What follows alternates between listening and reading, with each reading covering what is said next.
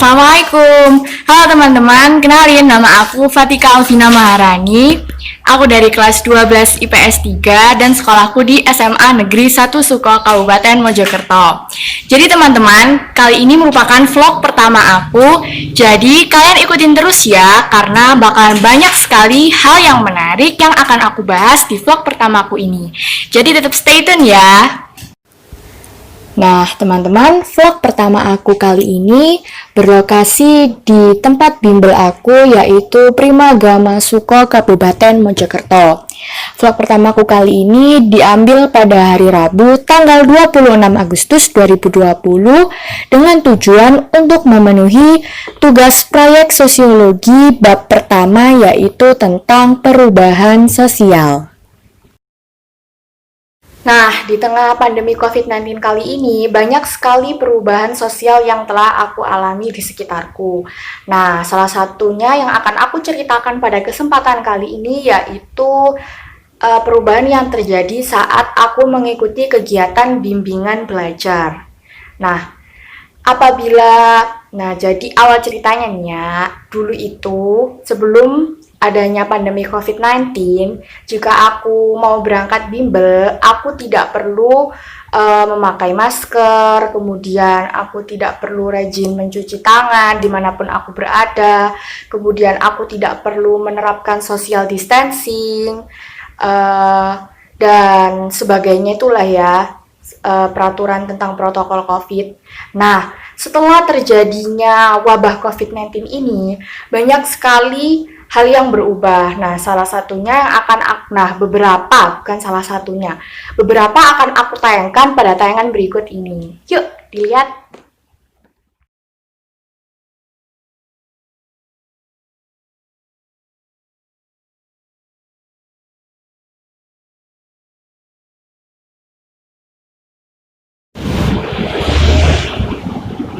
Jadi teman-teman, sebelum kita mulai kegiatan belajar mengajar dalam bimbel, pertama kali saat masuk ke dalam kelas, kita diwajibkan untuk mencuci tangan terlebih dahulu.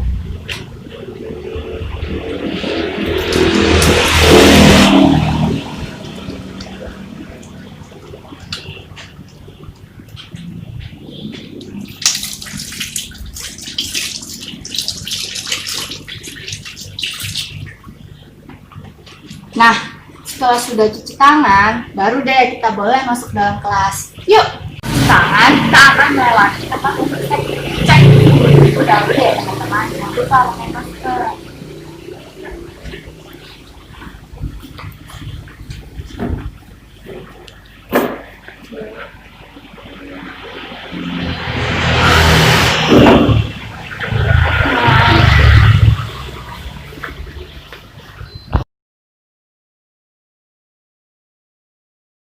Oke teman-teman, aku bakalan tunjukin kalian suasana dalam kelas aku saat pembelajaran.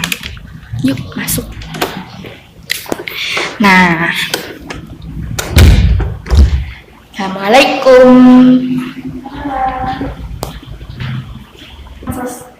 Oke, duduk dulu. Nah, lihat nih suasana di kelas. Ada temen aku. Halo Tita, halo Zahra. Bukan semuanya menerapkan prinsip social distancing, jadi kita jaga jarak duduknya, terus pakai masker guys.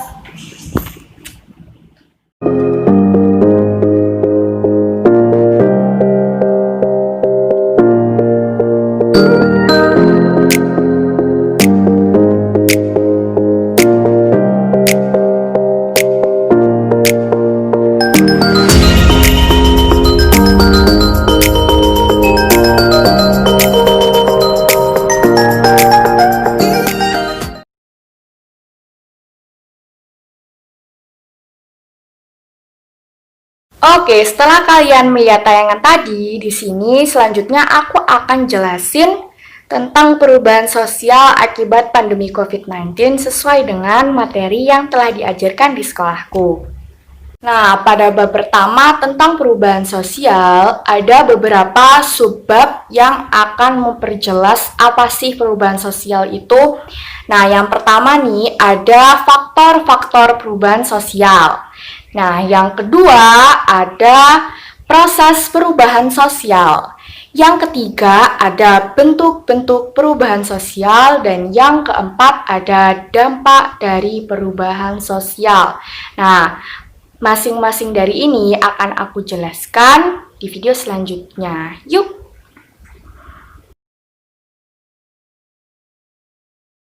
Yang pertama adalah faktor perubahan sosial. Faktor perubahan sosial dibagi menjadi tiga, yaitu faktor penyebab, faktor pendorong, dan juga faktor penghambat. Nah, pada kali ini aku akan menjelaskan faktor penyebab dan faktor pendorong yang menyebabkan perubahan sosial yang terjadi akibat pandemi COVID-19. Nah, yang pertama yaitu faktor penyebab.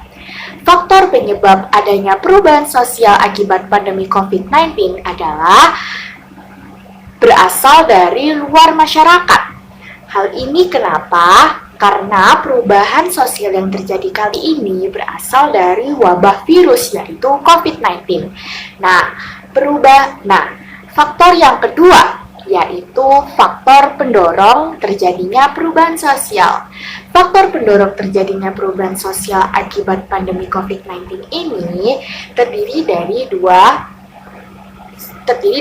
poin. Yang pertama yaitu sikap terbuka terhadap hal yang baru, dan yang kedua yaitu keinginan masyarakat untuk memperbaiki hidup.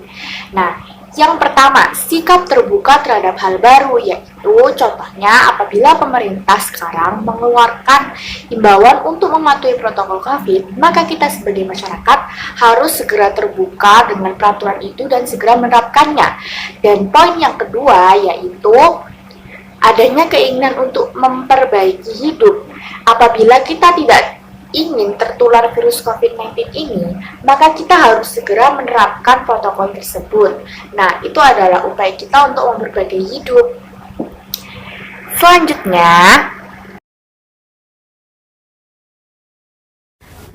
dari adanya faktor-faktor perubahan sosial tersebut, dapat diketahui bahwa suatu perubahan sosial yang terjadi di masyarakat juga mengalami sebuah proses. Apa saja sih proses yang terjadi saat perubahan sosial? Yang pertama yaitu proses penyesuaian masyarakat terhadap terjadinya perubahan. Penyesuaian yang dimaksud di sini adalah proses kita untuk beradaptasi dengan adanya perubahan tersebut. Misalnya, jika dikaitkan dengan adanya pandemi COVID-19 kali ini, kita harus terbiasa untuk tidak bepergian apabila itu merupakan kebutuhan yang penting, atau yang kita kenal dengan hashtag stay at home, di rumah saja. Yang kedua, kita juga harus terbiasa untuk menerapkan perilaku hidup yang sehat dan bersih.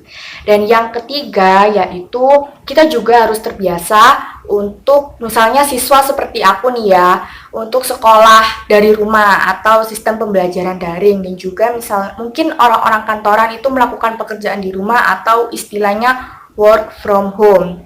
Proses yang kedua yaitu saluran perubahan sosial. Saluran perubahan sosial yaitu pihak yang mengadakan perubahan sosial. Jika dikaitkan dengan adanya pandemi COVID-19 ini, pihak yang terlibat salah satunya yaitu pemerintah dalam upaya menjaga masyarakatnya untuk meminimalisir jumlah pasien COVID. Pemerintah mengeluarkan banyak sekali peraturan dan norma-norma baru untuk diterapkan di masyarakat. Ya, salah satunya protokol COVID itu.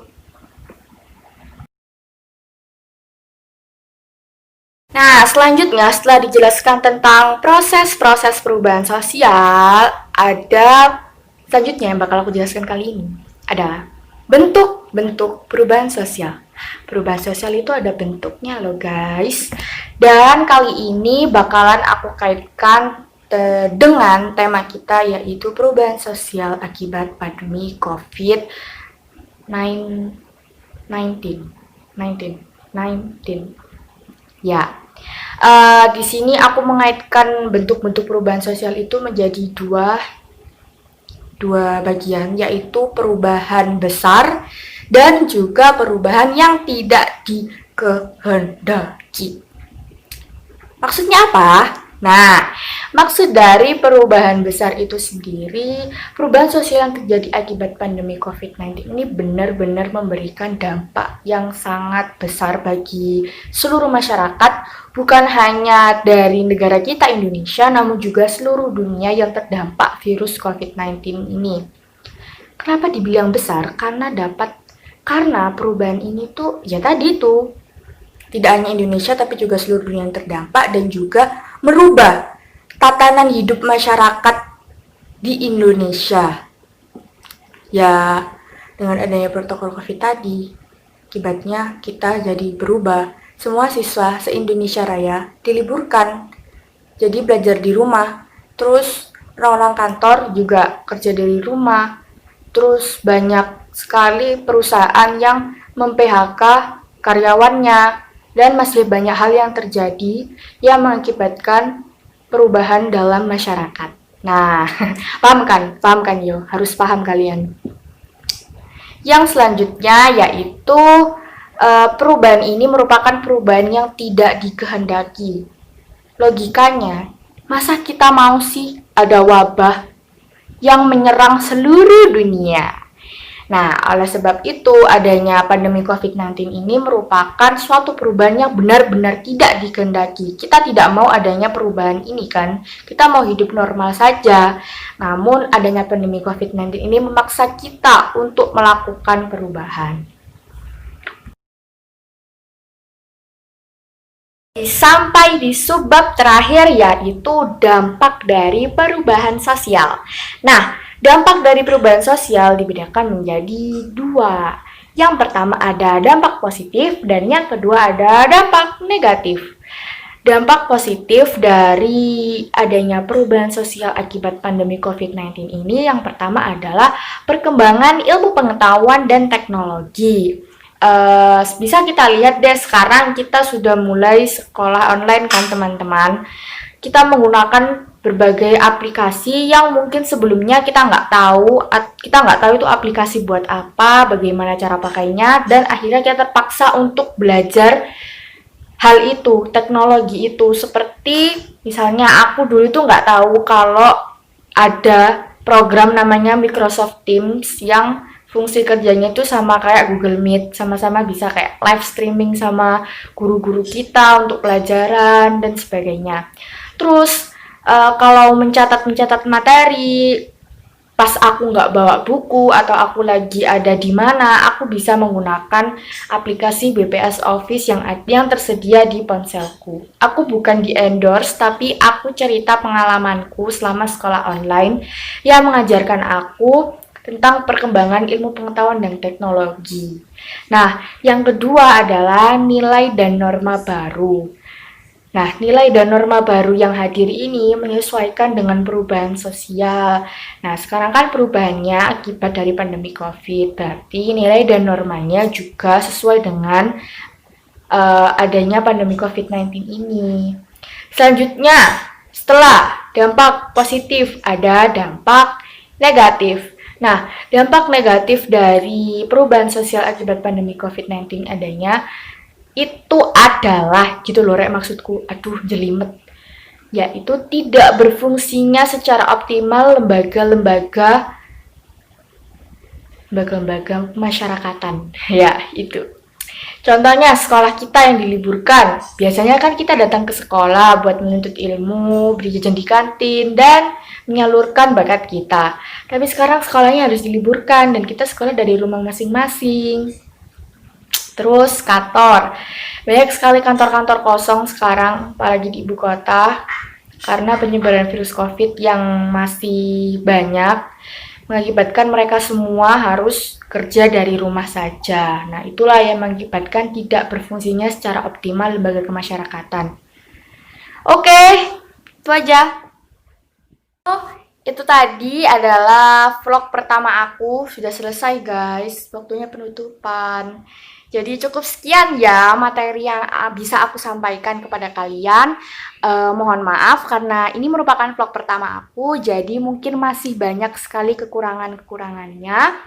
So, aku minta tolong ke kalian buat kasih aku kritik dan saran yang bersifat membangun supaya kedepannya konten-konten yang aku buat akan lebih menarik dan bermanfaat buat kalian. Sampai ketemu di vlog selanjutnya. Terima kasih dan wassalamualaikum warahmatullahi wabarakatuh. Tetap semangat belajar ya teman-teman. Dadah!